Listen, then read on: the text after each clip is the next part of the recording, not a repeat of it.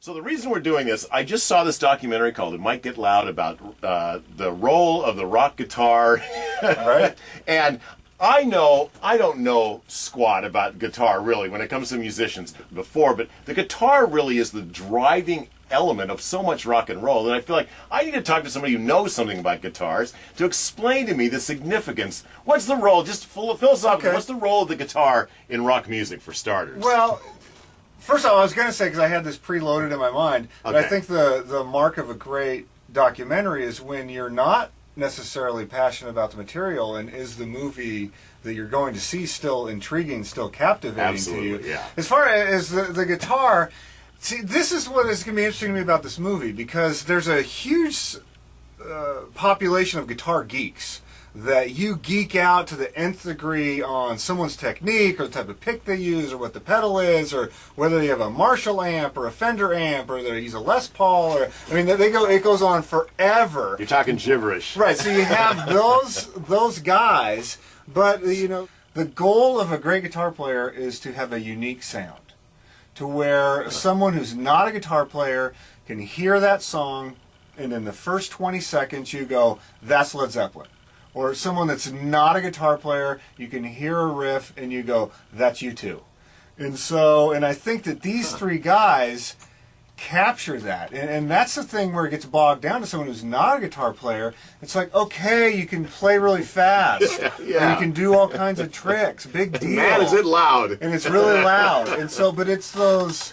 That's the interesting thing to me about this movie. I was debating some friends who are more into rock. We're like, why would the Edge be there? He's not a great player. And it's like, he is a great player because he's serving the song. And I was thinking about this a lot lately. Those three guys that they picked for this movie serve the song. Okay, let's name who they are. Jimmy Page from Led Zeppelin. Jimmy Page. The Edge from U2. And Jack White from White Stripes. Right. 3 different generations, and 3, based on this movie, because I didn't know this too much beforehand, 3 very distinctive approaches to the guitar. Oh, absolutely. Okay. And so why those 3? Tell me about each of the 3. Well, I think you would have had Jimi Hendrix if he was still alive be your guy back then. But Jimmy in fact, Page, the director Guggenheim says that. The only guy he couldn't get that he wanted was Jimi Hendrix. I think what you're talking about, to me, when I think of these 3 guys, and I'm not a huge Jimmy Page guy either. I appreciate him and I love a lot of Led Zeppelin, but he was a game changer. He was a guy that there's a high water mark before and after Led Zeppelin, and it's because of his guitar work and the melding of those vocals together. That was the unique thing about him. And they created arena rock, along with, some would say bands like Queen or some other, Cream and some of those other bands at that time, Jimi Hendrix. But really, they created a style of rock, and because he's the first one to do that, he has that distinction. So there's a million guys after Jimmy Page, if you go down that branch of the tree, that are insignificant and are great players and can do huge riffs. And now come forward and let's look at what the Edge did. He's on the backdrop of coming from Dublin, Ireland during the punk movement.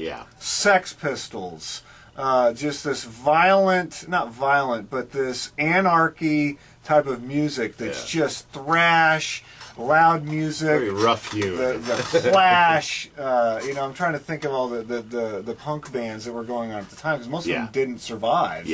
And so what does he do? Is he goes completely opposite. Okay, everyone's going to be dirty and grungy and grimy on this in a rough guitar tone. Well, I'm going to do these real chiming, almost operatic sounds. This is all complicated and fast and okay, I'm going to do simple lines that are elegant and clean and have a vocalist that soars over the top of that. Totally different direction. So that's going to take you down, this road of like Depeche Mode, who is not a guitar band, but if it wasn't for U2, you wouldn't have Depeche Mode. So now let's talk about Jack White, the youngest guy by far. I mean, 30, 40 years younger, I would guess, than Jimmy Page.